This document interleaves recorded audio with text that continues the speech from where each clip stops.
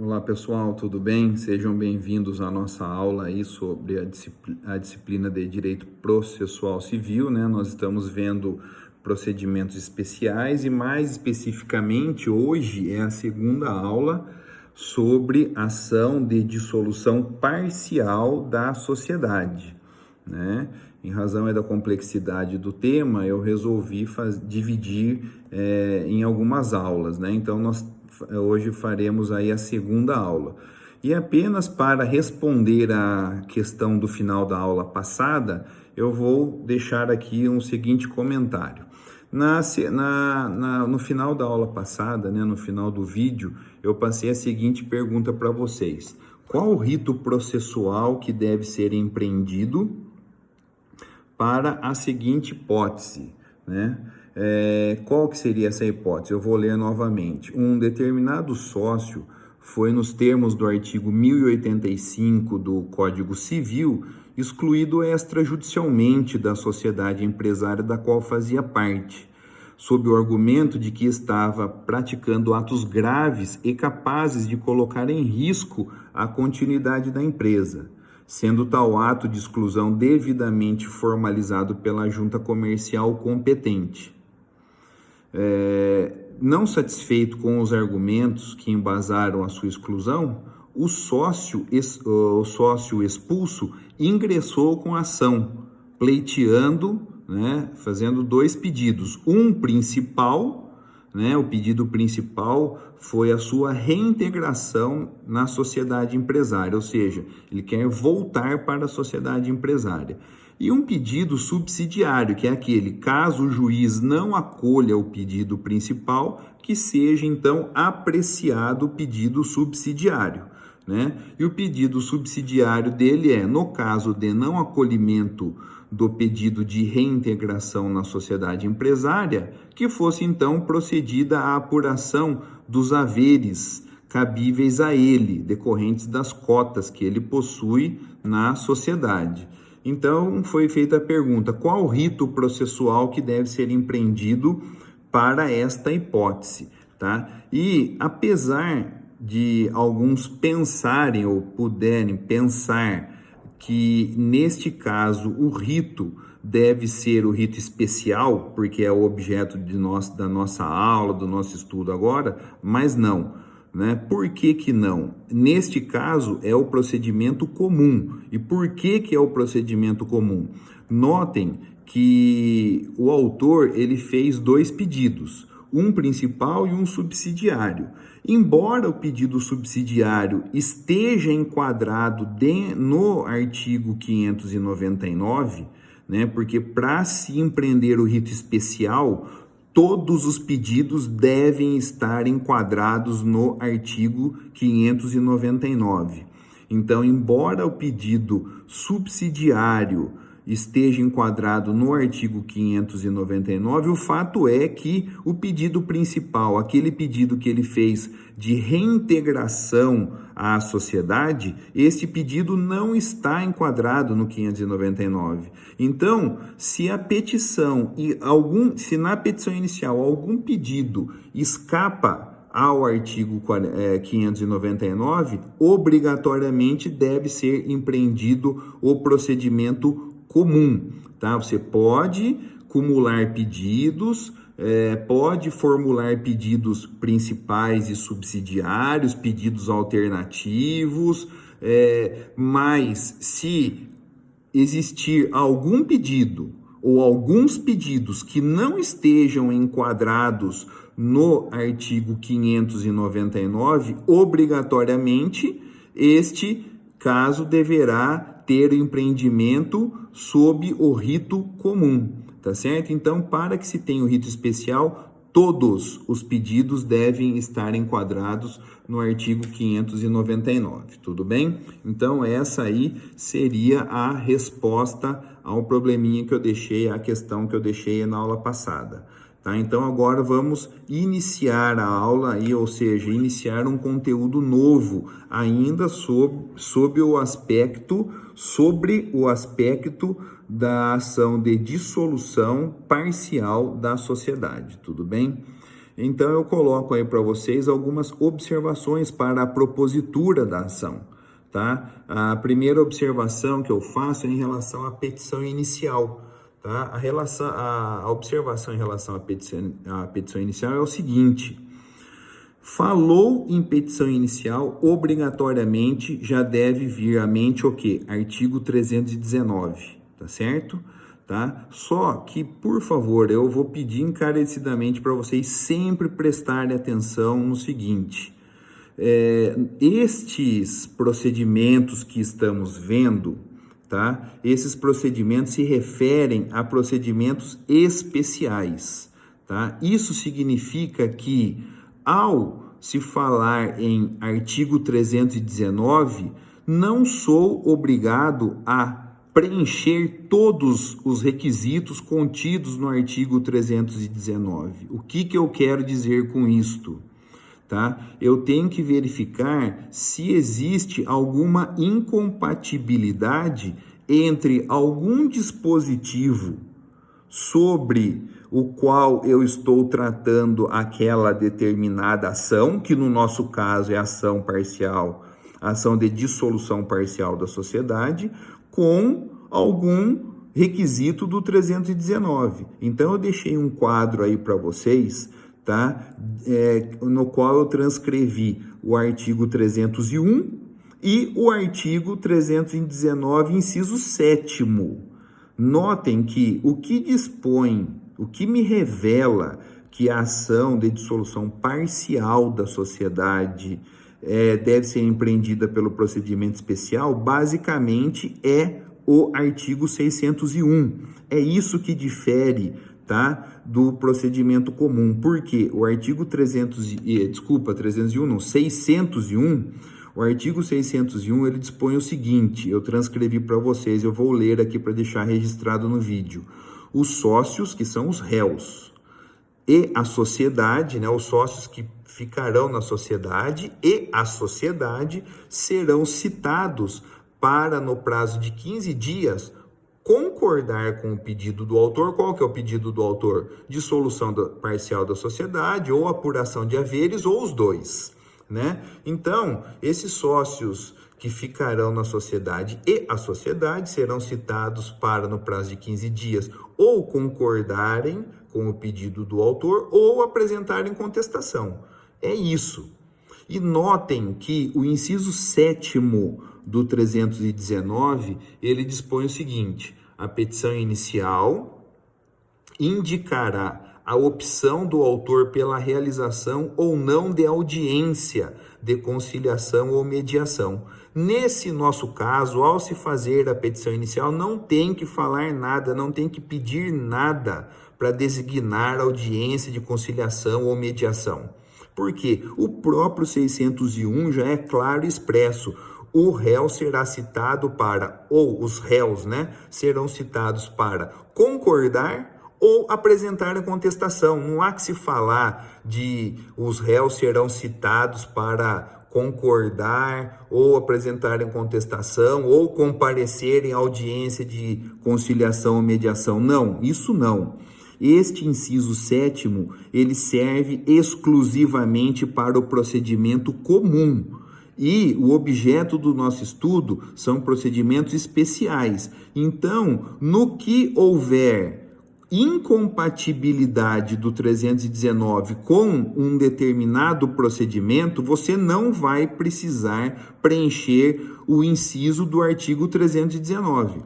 A grande maioria dos incisos, em todas as petições, você vai preencher, seja nas petições de procedimentos especiais. Mas nesse caso do inciso 7º, não há que se falar em pedido de designação ou não de audiência de conciliação e mediação, porque o que prevalece aí é o artigo 601. Entenderam? Então eu fiz essa observação para vocês aí com relação à elaboração da petição inicial.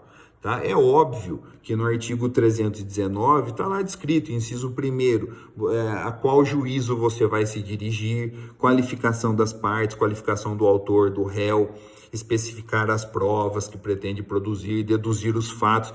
Tudo isso tá? Você vai preencher todos os requisitos do artigo 319, você vai preencher, tá? Exceto, tá? Esse caso aí do inciso 7º, né? Nesse caso, não há que se falar em pedido, quando for confeccionar sua petição inicial, não há que se falar em pedido ou não de designação de audiência de conciliação ou mediação, ok? Então, dito isto, nós vamos passar agora para a análise da legitimidade ativa. Então, só uma observaçãozinha, o objetivo é tratarmos de legitimidade ativa, passiva e tratarmos do procedimento. Provavelmente eu não vá falar tudo isto em uma única aula. Pode ser que, dada essa complexidade do assunto, eu necessite de mais uma aula para que vocês possam absorver de uma forma bem tranquila, tá? Todo esse conteúdo da matéria sobre ação de dissolução parcial da sociedade, tá? Eu prefiro fazer aí com calma, né? Passar o conteúdo de uma forma mais tranquila para vocês do que jogar o conteúdo tudo de forma rápida, apenas para cumprir aí o objetivo de passar o programa, né? Então eu prefiro de fazer de uma forma mais tranquila, ok? Então nós vamos ver aí a legitimidade ativa. Em se falando de legitimidade ativa, eu tenho que analisar o artigo 600. E o artigo 600, ele dispõe de diversos incisos, de alguns incisos, tá? E eu vou comentar um a um para facilitar a interpretação de vocês, tá? Legitimidade ativa, ou seja, quem deve figurar como autor na ação de dissolução parcial da sociedade. Primeiro caso, que pode ser no caso de falecimento de um sócio, tá? Houve o falecimento de um sócio, né? O que acontece? Pode ser que algum contrato, e isso é comum acontecer, constar uma cláusula no contrato que, no caso de falecimento de um sócio, os seus sucessores poderão ingressar na sociedade, tá certo? Então, no caso de falecimento de um sócio, os seus sucessores, os seus herdeiros, poderão ingressar na sociedade. Só que o que acontece, ou que pode acontecer às vezes, havendo o falecimento de um sócio, os seus sucessores não se interessam por ingressar na sociedade, tá? Então, havendo o falecimento de um sócio, né? Obviamente, havendo o falecimento desta pessoa, vai ser aberto um processo de inventário, né? Para se apurar os bens deste falecido, para passar estes bens para os seus herdeiros sucessores, né? Então, como este sócio falecido tinha cotas numa determinada empresa, e com o seu falecimento, essas cotas vão para o espólio, né, para o inventário, a fim de que no final seja partilhado, né, sejam partilhados esses bens, inclusive essas cotas, com os herdeiros sucessores, né? Pode acontecer que ninguém queira, né, participar desta sociedade, né? Ainda não se finalizou o processo de inventário. Então, quem representa esse monte mor, né, esse patrimônio do falecido, é o espólio. Então, é o espólio que vai promover ações judiciais, é o espólio que vai defender os interesses do patrimônio do falecido, vai figurar como réu, por exemplo, numa determinada ação, né? Então, nesse caso, onde os sucessores, os herdeiros, não pretendem ingressar nesta sociedade, o próprio espólio, ele já pode pleitear o quê? A apuração dos haveres desta cota, ou destas cotas, que eram pertencentes ao falecido. Então, neste caso, por obviedade, não há que se falar em dissolução, ação de dissolução parcial da sociedade, Não há que se pedir isto judicialmente. Por quê? Porque com o falecimento, automaticamente já se dissolveu parcialmente esta sociedade, né? Então, não resta outra alternativa senão só apurar os haveres, né? Que devem ser destinados aos herdeiros sucessores referentes a essas cotas do falecido.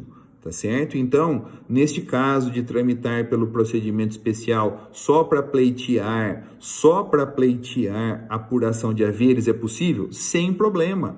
Leiam lá novamente no artigo 599 aí do Código de Processo Civil, sem problema. Então, o espólio pode figurar como autor nesta ação? Sim. Tá? Eu falo espólio por quê? Porque, lembrem, o processo de inventário ainda não terminou. Se o processo de inventário não terminou, é o espólio que vai representar o patrimônio do falecido. É o espólio que vai pleitear os direitos deste falecido, tá certo? Referente ao patrimônio deste falecido, não direitos deste falecido, né? Então, agora, por outro lado, se já se findou, já se finalizou o processo de inventário, significa então que foi feita a partilha dos bens do falecido para os sucessores, para os herdeiros, tá? Então, as cotas que são bens do falecido, né, certamente essas cotas foram destinadas a algum ou a alguns herdeiros ou sucessores, tá? Se foi finalizado o processo de inventário com a partilha destes bens, então já foi delimitado, por exemplo, para quem foram estas cotas desta sociedade. Aí, se porventura este herdeiro não quiser ingressar na sociedade, tá? Somente ele é que irá propor a ação em face da sociedade para apurar os haveres, né? Digamos que esse sócio falecido lá tinha 50 cotas, quanto que isso representa em reais, em dinheiro, em espécie? Então, ele vai promover uma ação única e exclusivamente para pleitear a apuração de haveres, tá certo? Agora, notem que eu falei espólio e falei sucessores, né? Os herdeiros sucessores. No caso do espólio ou no caso de um herdeiro ou sucessor não quiser ingressar na sociedade, né? Mediante aí, em razão do falecimento do sócio. Agora, pode acontecer uma outra possibilidade. O sócio falece e aí, no contrato, existe a possibilidade do herdeiro ingressar na sociedade, ou o espólio ingressar na sociedade, enquanto não se finaliza o processo de inventário, mas pode ser ao contrário, o quê? A sociedade é que não quer o ingresso do espólio, a sociedade é que não quer o ingresso do herdeiro ou sucessor nela. Tá certo? Então, nesta situação, quem vai propor a ação é a própria sociedade. Então, percebam, legitimidade ativa, inciso 1º, o espólio, inciso 2º, o sucessor, e inciso 3º, a própria sociedade, tá? Em face desse sucessor, tá? Porque a sociedade não quer o ingresso dele, junto com os demais sócios, porque ela pode pensar, olha, o ingresso desse herdeiro, desse sucessor nesse momento não vai agregar em nada na nossa sociedade, então é melhor que ele nem venha participar. Então, nesses 3 casos, não há que se falar em ação de dissolução, apenas em ação de apuração de haveres. Por quê? Porque nem o espólio, nem o herdeiro ou sucessor ingressaram na sociedade, tá? Chegaram a ingressar na sociedade. Então não há que se falar em ação de dissolução, porque só com a morte, só com o falecimento do sócio, tá? A sociedade basicamente já se dissolveu, só bastando então apenas uma formalização no seu contrato e registro perante o órgão competente, caso haja, né? Então agora tem uma outra situação, que é aquele exemplo onde eu vou comentar com vocês o inciso 6º, né? Desculpa, o inciso 4º do artigo 600, né? Que é aquele caso onde o sócio se retira da sociedade. E tecnicamente, o que é se retirar da sociedade? Tecnicamente significa que o sócio, se ele quer se retirar, ele se retira da sociedade sem dar justificativa. E isto pode ser um direito dele. Exemplo, olha, eu não quero fazer mais parte da sociedade. Ah, por quê? Não, porque não me interessa mais, eu não preciso da justificativa, né? Eu quero que sejam apurados os meus haveres, a sociedade me paga e eu vou embora e cada um segue a sua vida, né? Pode acontecer isto, né? Neste caso, temos duas opções. Se o sócio chega e fala isso para a sociedade pode chegar e falar, tudo bem, numa boa, extrajudicialmente, vamos fazer a sua retirada, né, por meio de uma alteração do contrato, né, e depois a gente pode apurar os seus haveres também de forma extrajudicial. Então, vocês perceberam que não há necessidade de processo judicial. Agora, numa outra situação, pode acontecer o seguinte: o sócio, ele fala, olha, eu não quero mais participar da sociedade, eu quero me retirar da sociedade, e a sociedade fala o seguinte, não, você não vai sair. Ah, mas por que não? Não tem que, nós não vamos dar justificativa para você, tal, mas você não vai sair, você vai continuar na sociedade. Se o sócio quiser sair nesta condição, aí ele terá que propor uma ação judicial. Aí ele já pode propor a ação de dissolução parcial da sociedade, cumulado com apuração de haveres. Tudo bem? E ele terá, então, legitimidade ativa para propor a ação em face da sociedade e dos demais sócios, tá? Essa questão e dos demais sócios eu vou passar para vocês mais adiante, tá? Quando a gente estiver abordando sobre legitimidade passiva, ok? E aí, então, uma outra situação onde um sócio poderá figurar como parte autora, né? Figurar no polo ativo de uma ação de dissolução parcial da sociedade ou de apuração de haveres, tá? No caso de recesso. O que é recesso tecnicamente? Recesso é a retirada do sócio mediante uma justificativa. O sócio, ele expõe para a sociedade que ele não quer mais participar, que ele não está concordando com a administração, não está concordando com o rumo pelo qual a empresa está seguindo, né? Ele coloca sua exposição e aí ele exerce o direito de retirada, que se chama exercer o direito de recesso, nesse caso, quando ele justifica o motivo pelo qual ele quer se retirar. Neste caso, é a mesma situação. A sociedade pode, de forma extrajudicial, promover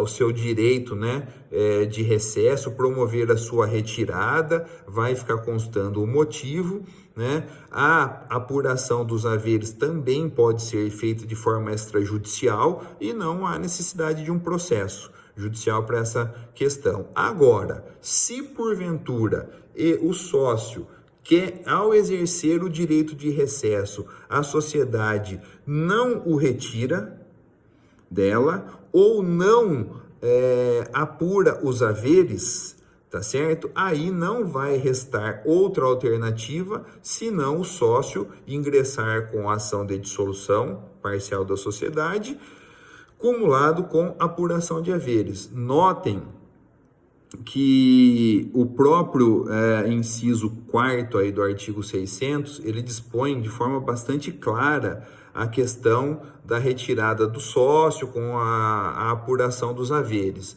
E aí eu deixei transcrito aqui para vocês no PowerPoint, vou ler para deixar registrado aqui no vídeo.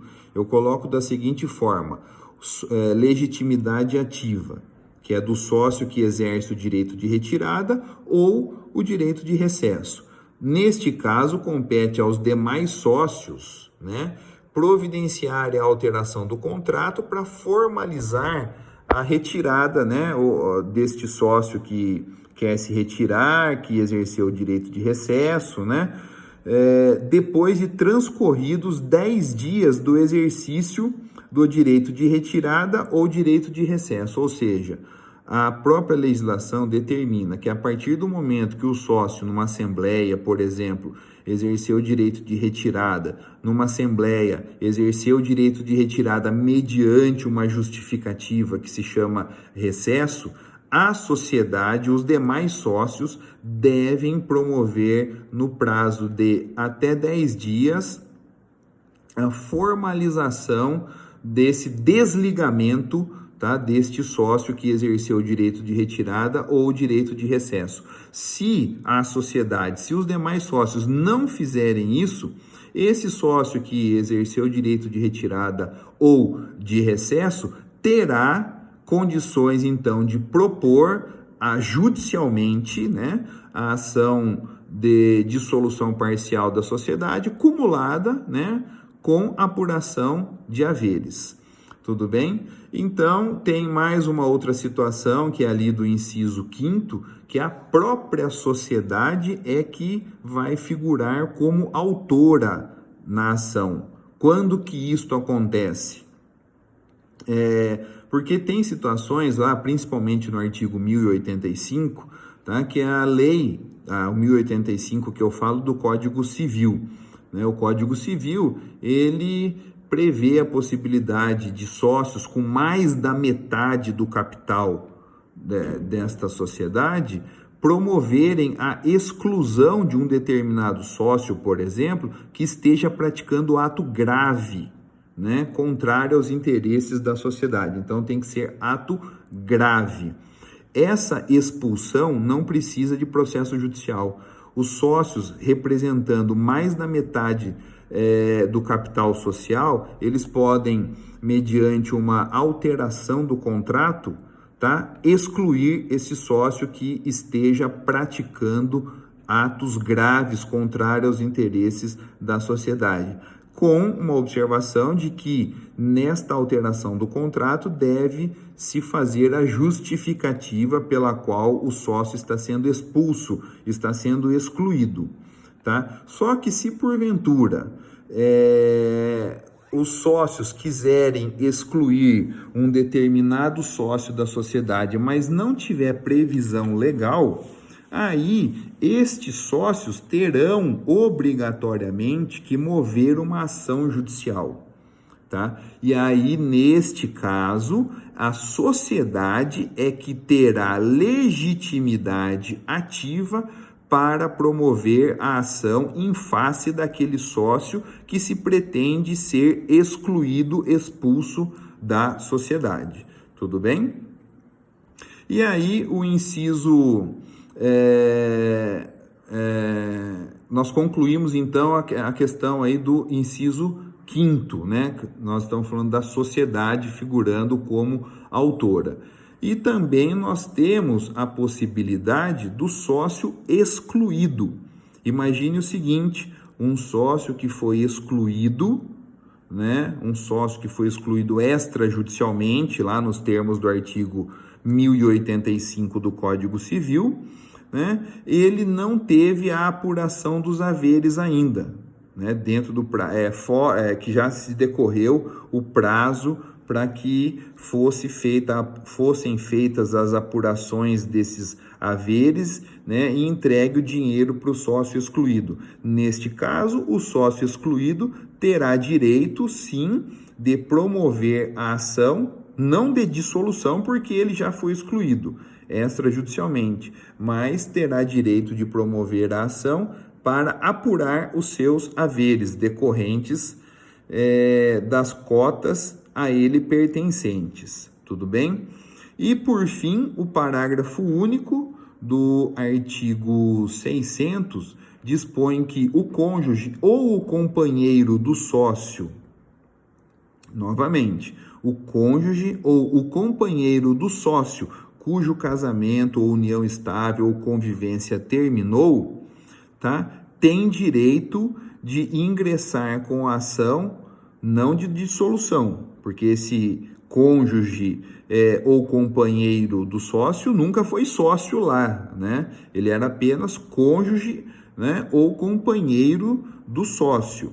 Então, neste caso, o cônjuge ou o companheiro do sócio, no caso de finalizar, né, esse relacionamento, essa convivência, no caso de separação, divórcio, extinção de união estável, nessas situações, esta pessoa terá condições de mover uma ação para apurar os haveres. Digamos o seguinte, um casal, né, casado sob o regime da comunhão universal de bens, por exemplo, né, a esposa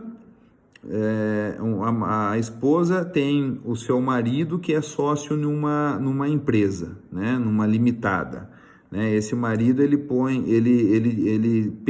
tem, né, algumas cotas sociais numa determinada empresa.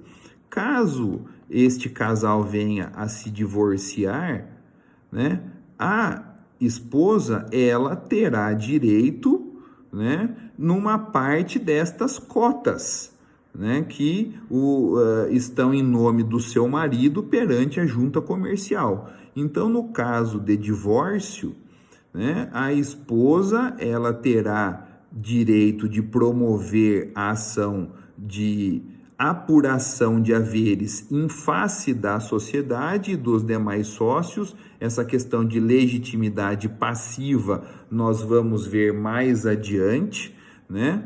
Então, esta esposa ela terá condições de promover a ação em face dos demais sócios e da sociedade. Nós vamos ver como que funciona isso depois, tá? Para única e exclusivamente fazer um balanço, né, especial dessa empresa para quantificar as cotas do seu marido para que ela receba a porcentagem, né, cabível a ela por conta aí do divórcio. Tudo bem? Então, classe, hoje eu teria condições de passar para vocês legitimidade passiva, né, e também o procedimento para a ação de dissolução parcial da sociedade.